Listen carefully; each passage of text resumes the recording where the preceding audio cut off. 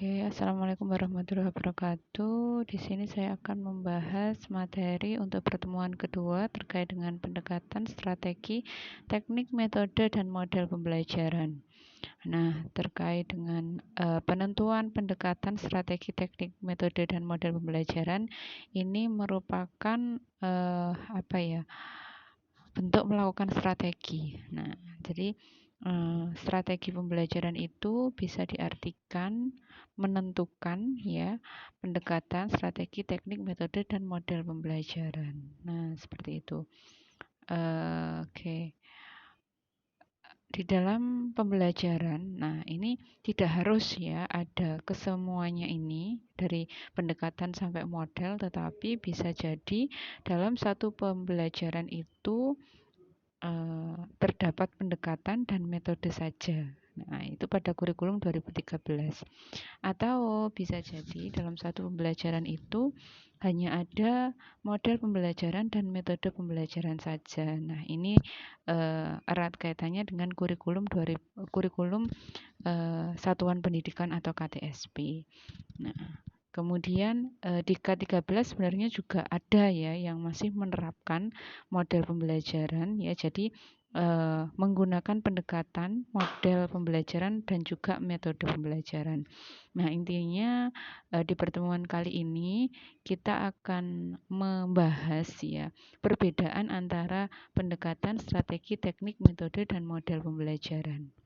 Seperti itu karena kalau kita membaca ya dari beberapa sumber itu kadang misalnya ya model kooperatif. Nah, model kooperatif itu bisa dikatakan sebagai metode. Ada yang mengatakan metode, ada yang mengatakan itu adalah strategi, dan ada yang mengatakan itu adalah pendekatan. Nah, jadi di sini nanti arahnya adalah membedakan. Nah, sehingga nanti dalam penerapannya dalam menentukan strategi pembelajaran itu mahasiswa tidak bingung ya mana yang pendekatan, mana yang strategi, teknik, metode dan model pembelajaran. Oke, langsung saja kita bahas satu persatu. Ini adalah makalah ya yang saya gunakan untuk menyampaikan materi. Jadi makalah ini adalah makalah mahasiswa kelas 1A ya, kelompok 1.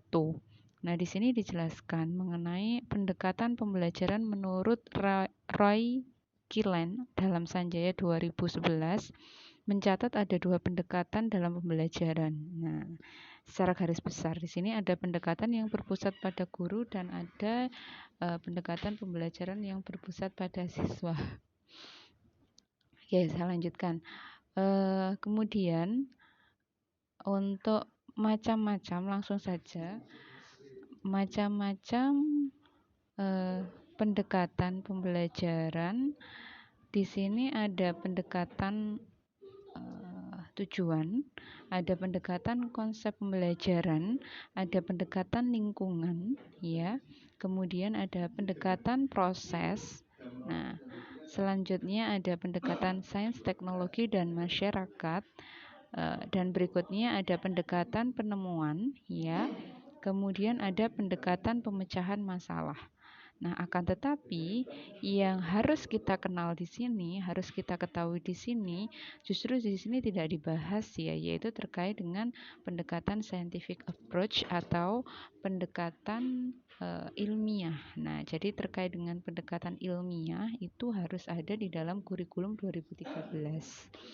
Nah, salah satu ciri dari pendekatan itu adalah adanya sintaks. Nah, sintaks itu adalah langkah-langkah pembelajaran, di mana kalau terkait pendekatan, sintaksnya itu tidak spesifik, tapi lebih umum. Nah, misalnya sintaks dari pendekatan di sini ada enggak? Oh, tidak ada. Nah, jadi misalnya untuk sintaks pada pembelajaran atau pada pendekatan scientific approach itu ada 5M. Nah, menanya, mencoba, nah, kemudian mengolah, nah, kemudian menyimpulkan dan sebagainya. Nah, itu merupakan salah satu ciri dari pendekatan. Jadi ada sintaks yang langkah atau kegiatannya itu umum.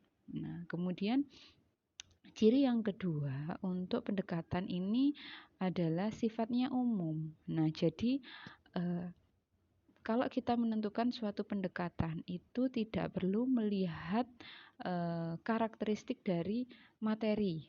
Nah, jadi bisa, atau pernyataan lainnya adalah seperti ini. Jadi untuk pendekatan itu bisa digunakan di semua materi. Nah, karena sintaksnya tidak spesifik ya, tidak kaku tapi luas ya, dan apa namanya, untuk langkah demi langkahnya itu sifatnya umum, seperti mencoba, kemudian menganalisis dan sebagainya. Nah, itu kan sifatnya umum. Jadi bisa ya digunakan untuk berbagai materi pembelajaran atau materi pelajaran. Nah, contohnya saja pada K13. Nah, di K13 semua pembelajaran itu menggunakan pendekatan saintifik, bagaimanapun materinya, karakteristik materinya. Nah, itu semuanya menggunakan pendekatan saintifik atau dikenal dengan istilah scientific approach atau pendekatan ilmiah. Nah, berikutnya kita ke strategi pembelajaran.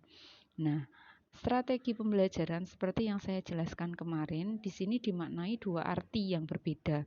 Yang pertama, ya, strategi pembelajaran diartikan sebagai rencana, nah, atau penentuan, atau cara, ya, dalam membuat pembelajaran itu, ya, agar bisa mencapai tujuan pembelajaran. Nah, cara yang ditempuh dalam membuat suatu perencanaan pembelajaran sehingga tujuan pembelajaran itu bisa tercapai. Nah, kemudian strategi dalam arti yang kedua ini adalah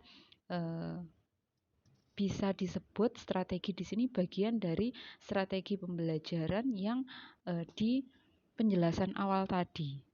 Nah, jadi strategi di sini, strategi pembelajaran yang kedua itu adalah bagian dari strategi pembelajaran yang di awal tadi. Nah, sehingga di sini contoh dari strategi.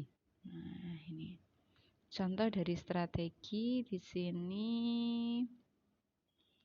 Nah, ada strategi pembelajaran langsung. Nah, jadi ini adalah jenis-jenis strategi pembelajaran. Nah, ini adalah terkait dengan penjelasan yang kedua. Jadi strategi, sorry. Oke. Jadi strategi ya, yang diartikan sebagai bagian dari strategi pembelajaran yang awal tadi. Nah, contohnya yang pertama di sini adalah strategi pembelajaran langsung atau direct interaction. Nah, di mana pembelajaran itu berpusat kepada guru. Nah, kemudian yang kedua ada strategi pembelajaran cooperative learning. Nah, di sini jadi cooperative learning di sini adalah pembelajaran dengan menggunakan apa ya? Kegiatan kelompok. Nah, jadi menggunakan kegiatan atau kerja kelompok dalam pembelajarannya. Kemudian ada strategi pembelajaran problem solving, ya, memecahkan masalah. Kemudian ada strategi elaborasi yang terdiri dari modelnya di sini ada pembuatan catatan, analogi, dan PG4R. Kemudian ada strategi organisasi. Nah, jadi untuk strategi di sini macam-macamnya itu adalah ada banyak ya. Mungkin kalau dicari di sumber lain tidak hanya 5 macam ini ya. Tapi di sini untuk strategi sendiri sifatnya masih umum, tapi lebih kompleks daripada pendekatan. Akan tetapi pada kegiatan pembelajaran biasanya jarang sekali ditemukan kegiatan pembelajaran ini menggunakan strategi apa. Nah, jarang sekali ditemukan karena bentuk spesifik dari strategi pembelajaran di sini adalah model pembelajaran. Nah, sehingga yang sering diterapkannya adalah langsung model pembelajaran yang digunakan dalam kegiatan pembelajaran. Nah, ini. Kemudian saya lanjutkan ke teknik pembelajaran. Nah, Untuk teknik pembelajaran di sini ya diartikan sebagai cara yang dilakukan seseorang dalam mengimplementasikan suatu metode secara spesifik. Nah, jadi untuk teknik ini adalah bentuk spesifik dari metode pembelajaran. Nah, seperti itu. Jadi misalnya menggunakan menggunakan metode ceramah. Nah, ketika guru menggunakan metode ceramah di sini harus difokuskan ke teknik. Nah, ceramah yang seperti apa? Dengan melihat jumlah siswanya yang banyak atau sedikit, dengan melihat eh, materinya, dengan melihat sarana dan prasarananya. Nah, maka terkait dengan teknik pembelajaran ini biasanya juga jarang ya ada di penulisan strategi dalam RPP ya atau ada di penentuan strategi pembelajaran. Jadi ini biasanya lebih langsung ke metode pembelajaran. Itu. Ya, jadi lebih spesifik dari metode. Kalau metode kan contohnya metode itu adalah ceramah, tanya jawab, kemudian diskusi, presentasi. Nah, kemudian untuk menentukan tekniknya, kita pastinya melihat metodenya. Nah, kemudian dilihat karakteristik kelasnya, siswanya, sarana dan prasarana, sehingga kita bisa menentukan teknik apa yang digunakan. Nah, di sini terkait dengan teknik, nah dibagi menjadi dua, teknik umum dan teknik khusus. Nah, teknik umum artinya di sini semua materi itu bisa menggunakan teknik ini. Nah, jadi kalau kita menggunakan teknik umum, maka kita tidak perlu melihat karakteristik materi, karakteristik siswa. Nah, kemudian bukan cenderung ke materi saja, kalau siswa tetap ya terkait dengan teknik baik umum atau khusus ini kita tetap melihat ya gaya belajar siswa, kondisi siswa dan sebagainya. Akan tetapi kalau terkait dengan teknik umum di sini cenderung kita melihatnya adalah dia tidak fokusnya adalah dia tidak melihat ya materi karakteristik materinya. Jadi contohnya di sini teknik umum ada teknik ceramah, nah, tanya jawab, diskusi, pemberian tugas dan seterusnya. Sedangkan di sini ada yang kedua adalah teknik khusus. Nah, jadi terkait dengan teknik khusus, di sini dijelaskan cara mengajarkan atau menyajikan atau memantapkan bahan pembelajaran bidang studi tertentu. Nah, karena bidang studi tertentu ini cenderung ke materinya. Seperti itu. Jadi contohnya apa saja untuk tekniknya? Di sini ada teknik pengajaran keterampilan berbahasa ya, ada membaca, menulis, berbicara dan seterusnya. Berikutnya kita ke metode. Nah, metode pembelajaran. Untuk metode pembelajaran ini kalau saya mendefinisikan ya secara pemahaman saya, metode pembelajaran ini adalah hanya satu sisi kegiatan pembelajaran yang dilakukan oleh siswa. Nah, satu sisi saja. Kenapa? Karena di metode ini, untuk metode ini dalam suatu pembelajaran bisa menggunakan satu, dua, tiga, atau bahkan lebih metode pembelajaran. Nah, kalau pendekatan tadi, dalam satu pendekatan itu menggunakan satu pendekatan. Nah, kemudian kalau metode di sini dalam satu pembelajaran boleh menggunakan, kalau satu saya rasa kurang pas ya, ya lebih dari dua, bisa tiga. Nah, jadi sesuai dengan kebutuhan. Nah, di sini ada beberapa macam ya metode ya di sini. Untuk metode sendiri di sini dijelaskan metode pembelajaran merupakan cara yang digunakan guru sebagai pelaksanaan rencana untuk meraih tujuan pembelajaran dalam bentuk aktivitas yang nyata atau bersifat praktik. Nah, sehingga di sini dengan penjelasan bahwa metode ini fungsinya adalah untuk meraih tujuan, maka biasanya metode ini disesuaikan dengan rumusan tujuan pembelajaran. Nah, di tujuan pembelajaran itu kan ada ya komponen yang harus ada di tujuan pembelajaran, yaitu ada komponen CABD, yaitu condition, audience, kemudian behavior, dan condition ya. CABD condition, A-nya audience, B-nya behavior, dan D-nya adalah degree. Nah, di bagian condition, di sini biasanya disertakan metode yang digunakan dalam pembelajaran tersebut. Misalnya di sini ada rumusan tujuan, yaitu melalui ceramah. Nah, siswa dapat memahami materi fotosintesis dengan tepat. Itu contohnya. Melalui tanya jawab atau dengan metode tanya jawab, siswa dapat memahami materi tata surya dengan benar. Misalnya seperti itu. Dengan diskusi, siswa dapat memahami atau dapat mengetahui. Seperti itu. Jadi di sini nanti dikaitkan atau disinkronkan dengan tujuan pembelajaran.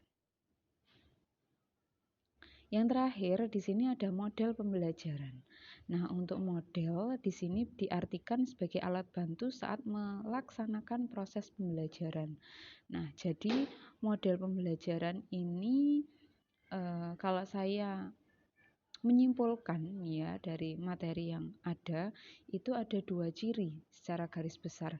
Yang pertama, di model pembelajaran ini selalu ada sintaks, seperti halnya di pendekatan, akan tetapi kalau di model ini lebih spesifik.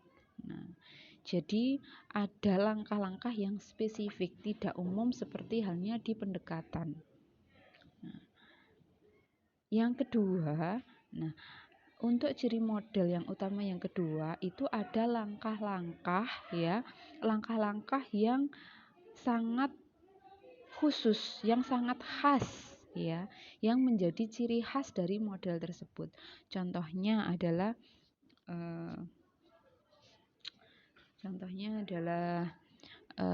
model kooperatif tipe jigsaw. Nah, di sini dia ada beberapa sintaks ya, yang harus ada ya, yang harus dilakukan di dalam kegiatan pembelajaran. Di antaranya adalah jadi guru membentuk kelompok. Nah, misalnya guru membentuk kelompok asal yang terdiri dari 4 anggota kelompok. Nah, kemudian guru membentuk kelompok ahli. Nah, setelah ada kelompok asal, guru membentuk kelompok ahli. Nah, jadi di situ ada 2 jenis kelompok ya. Jadi setelah guru membentuk kelompok asal, kemudian di kelompok asal yang jumlahnya 4 anggota ini dibagi ya. Menjadi 5 ya. Menjadi 5. Jadi satu kelompok harus ada 5 siswa misalnya. Kemudian ini yang namanya kelompok asal. Nah, kemudian dari 5 anggota kelompok ini akan dibagi. Nah, misalnya di sini nanti adalah materinya adalah panca indera. Jadi kelima anggota kelompok itu ada yang khusus ya, mempelajari mengenai materi mata. Nah, panca indera mata, panca indera telinga, panca indera pembau, pencecap, dan peraba. Nah, kemudian kalau sudah dibagi ya, jadi satu siswa akan mendapatkan satu bagian ya, entah itu sebagai materi penggali informasi ya, penggali materi terkait dengan misalnya si A dia nanti kebagian mata, si B telinga, dan seterusnya sampai 5 ya. Jadi satu siswa kebagian satu submateri. Kemudian ini nanti akan dibentuk kelompok ahli. Nah, kemudian guru meminta siswa untuk berkumpul di masing-masing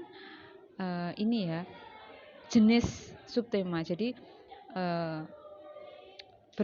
berkumpul di kelompok mata, berkumpul di kelompok yang sesama telinga dan seterusnya. Nah, sehingga di sini dia akan mendiskusikan sesuai dengan bidangnya. Nah, yang dimana kelompok kedua ini disebut sebagai kelompok ahli. Jadi ada ahli mata, ahli telinga, dan seterusnya. Dia berkumpul berdiskusi ya terkait satu materi. Nah, misalkan tadi yang sudah dibagi kelompok mata berkumpul dengan sesama mata, telinga sesama telinga, dan seterusnya. Kemudian setelah berdiskusi selesai, nah ini akan kembali ke kelompok asal, ya, di mana mereka akan saling bertukar informasi, bertukar materi. Nah, sehingga kelompok asal ini akan mendapatkan materi yang utuh, ya, yaitu terkait dengan 5 panca indera lengkap. Nah, seperti itu. Jadi sangat khas sekali untuk model pembelajaran kooperatif tipe jigsaw di sini karena adanya kelompok asal dan kelompok ahli. Sedangkan ciri yang pertama tadi adalah adanya sintaks. Nah, sintaks-sintaks yang ada di model pembelajaran itu sangat jelas, ya. Tidak lagi umum tapi cenderung sifatnya khusus. Seperti itu. Kemudian di sini ada yang berpendapat menurut Ausubel, ya, ada 2 jenis model pembelajaran, ya, secara garis besar, yaitu bermakna dan menghafal. Nah, ini. Sedangkan kalau yang lainnya, ya, hanya 2 itu saja yang dijelaskan di sini. Nah, untuk model pembelajaran itu ada banyak sekali. Nanti silahkan ya dikepoin, dicari, ya. Jadi ada kooperatif tipe STAD, kooperatif tipe jigsaw, TGT, NHT, kemudian model talking stick dan sebagainya. Nah, jadi semuanya model itu kalau dikatakan model, dia pasti ada sintaks dan ada ciri khas yang membedakan antara model satu dengan yang lainnya. Seperti itu. Oke, jadi ini nanti akan saya contohkan, setelahnya akan saya share terkait dengan RPP. Jadi pengaplikasiannya di mana terkait penentuan strategi ini. Oke, saya share ke file yang lain.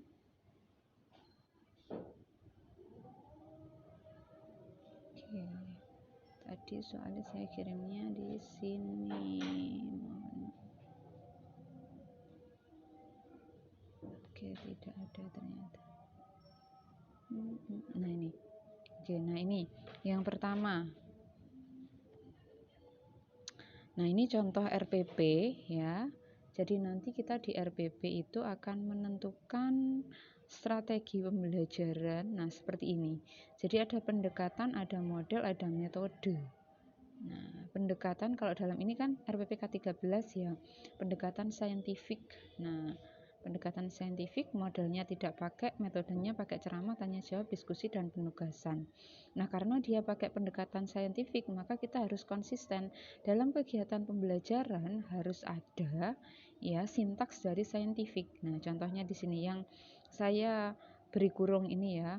Nah, mencoba ini adalah sintaks atau langkah-langkah pembelajaran dari 5M, ya, dari pendekatan saintifik. Kemudian mengkomunikasikan, mengamati. Nah, ini adalah bagian dari 5M yang menjadi sintaks dari scientific approach. Mengkomunikasi, mencoba lagi, dan seterusnya. Nah, itu. Jadi seperti itulah pengaplikasian sintaks untuk pendekatan scientific approach di dalam kegiatan pembelajaran. Kemudian untuk metode. Nah, metode di sini. Nah, metode ceramah, tanya jawab. Nah, itu dijelaskan secara jelas, ya, secara rinci di dalam kegiatan pembelajaran di sini. Nah, jadi apa yang kita tulis, apa yang kita rencanakan, agar tujuan pembelajaran itu tercapai, maka harus kita aplikasikan di dalam kegiatan pembelajaran. Nah, ini ada tanya jawab. Nah, dan seterusnya. Ini adalah contoh RPP K13 yang strateginya yang menggunakan pendekatan metode dan model pembelajaran tanpa menggunakan jenis strategi apa. dan tanpa menggunakan teknik apa. Karena kalau strategi di sini sifatnya lebih khusus ya daripada pendekatan, tetapi dia lebih umum daripada model. Nah, sehingga pendekatan saja sudah cukup. Nah, kemudian teknik juga tidak ada di sini. Kenapa? Karena teknik ini lebih khusus daripada metode. Sehingga kalau sudah ada metode, ini sudah dianggap untuk teknik sudah include di metode. Nah, berikutnya ada RPP yang kedua. Oke, sorry. Yang kedua ini terkait dengan K13 revisi terbaru ya ini. Dimana harus HOTS untuk KKU-nya, tapi nanti saja saya jelaskan.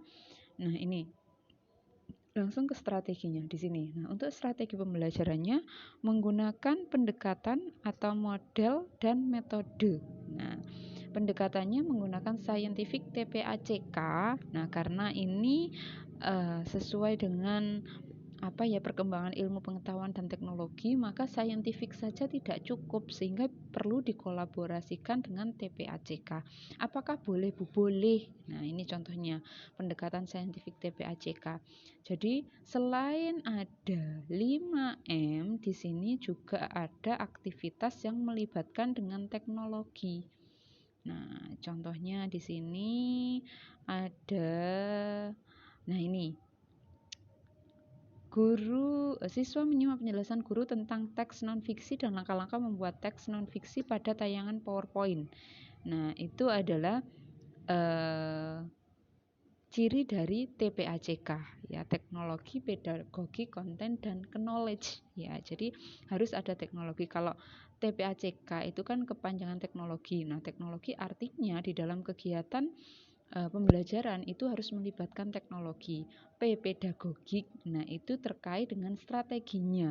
Nah, kemudian kan secara tidak langsung sudah ada konten. Nah, konten di sini adalah terkait dengan materinya. Nah, jadi secara tidak langsung pasti ada materinya juga. Kemudian knowledge. Nah, knowledge ini adalah terkait dengan pembelajarannya. Hampir sama dengan pedagogik. Oke, nah kemudian di sini juga masih tetap ada sintaks dari 5M atau dari scientific approach-nya, karena tadi menggunakan pendekatan saintifik. Di sini siswa menganalisis, nah, memeragakan. Nah, itu. Berikutnya ini selain menggunakan pendekatan, dia juga menggunakan model. Nah, model, salah satu model itu adalah PBL atau Problem Based Learning.